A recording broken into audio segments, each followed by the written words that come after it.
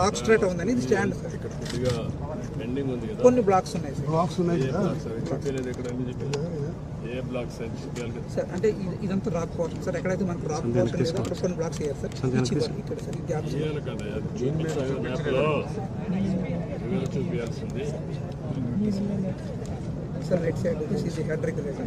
After that, we have saddle lamp.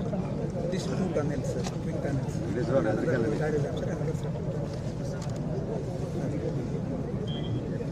పోతున్నదని చెప్పేసి ఈ portion అంతా కూడా అలాగే వదిలేసేస్తాం.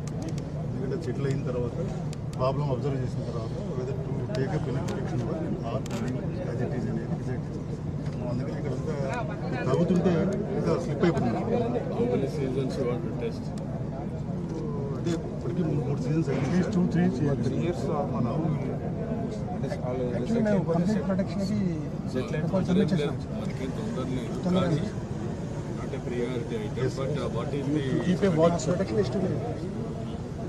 దానికోసమే ఈ పోర్షన్లో మనకి బ్లాక్స్ వేయలేదు సార్. తవి వేయాలి కాబట్టి తవితే స్లిప్ అయిపోతుంది. కొంత ఓవర్ బుడన్ కూడా తీసేసాం సార్. వాళ్ళు చెప్పిన రెమెడియల్ మెజర్స్ ఏమైతే ఉన్నాయో అటెండ్ అయ్యాయి. ఫర్దర్గా కొంచెం మనం అబ్జర్వ్ చేసిన తర్వాత ఈ ఏదైనా ప్రొడక్షన్ వాల్ చేయాలా లేకపోతే ఉన్న సర్ఫేస్ మీదనే ప్రొడక్షన్ చేయాలా. ఇప్పుడు ఈ శాడల్ డ్యామ్ ఇవన్నీ అయిపోయినాయి. ఇది కూడా అయిపోయింది సార్. ఈ టనల్స్కి లైన్ పూర్తి జరగాలి సార్.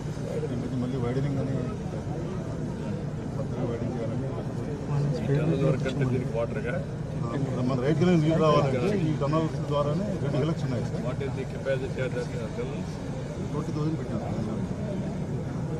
వాట్ ఈస్ ది మన కెనాల్లో ఎంత? 70,500. 17,500 ఇక్కడ 20. ఆ కెనాల్ వెడల్పు చేయాలంటే ఏం చేయగలుగుతాం ఇప్పుడు మనం? అంటే కొంచెము బీబోర్డ్లోకి ఎంక్రోచ్ అవ్వచ్చు సార్. లాస్ట్ టైం మనం స్టడీ చేశాం సార్. ఎంతవరకు మీరు ఎంక్రోచ్ కావచ్చు కెపాసిటీకి? Minimum land acquisition 35,000 rupees expect చేస్తుంది. అంటే కటింగ్ అయింది సార్ కెనాల్ సెక్షన్ అంతా. చాలా వరకు కెనాల్ అంతా కటింగ్లో ఉంది. ఈ స్పాయిల్ బ్యాంక్స్ అని ఈ మధ్య తీసేసుకున్నారు. నేను అడిగేది ఒకటి, ఎంత వాటరు అక్కడ మనం ఇచ్చేయచ్చు? 35,000 సార్. ఇంకుండే ల్యాండ్ మినిమం లేదు, ఇంకొంచెం ల్యాండ్ కనిపించుకుంటే land acquisition how much report చేసాం సార్.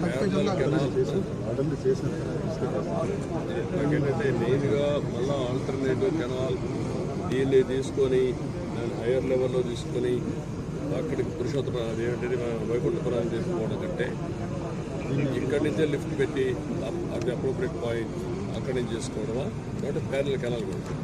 ప్యారల్ కెనాల్ కొట్టినా మళ్ళీ ఇదే పరిస్థితి పోతే వాటర్ పోతుంది. లెవెల్స్ పర్మిట్ చేస్తే లాస్ట్ నాటికి ఈ కెనాల్ పర్మిట్ చేస్తుంది.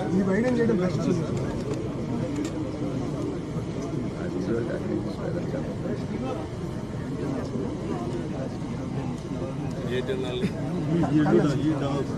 జనరల్స్ కాదు నేను అడిగి కెనాల్ యాక్చువల్గా అయితే వైడింగ్ చేయకుండా మనం 40,000 దాటి పోవాలంటే వైడింగ్ చేయాలి. ఇప్పుడు వైడింగ్ చేద్దాం. వాటికి ఏదంటే వైడింగ్ చేస్తే వాటి కాస్ట్ ఇది నేరుగా వైకుంఠపురం పోతుందా లేదా? వైకుంఠపురం కాదు, అదే వైకుంఠపురం కదా.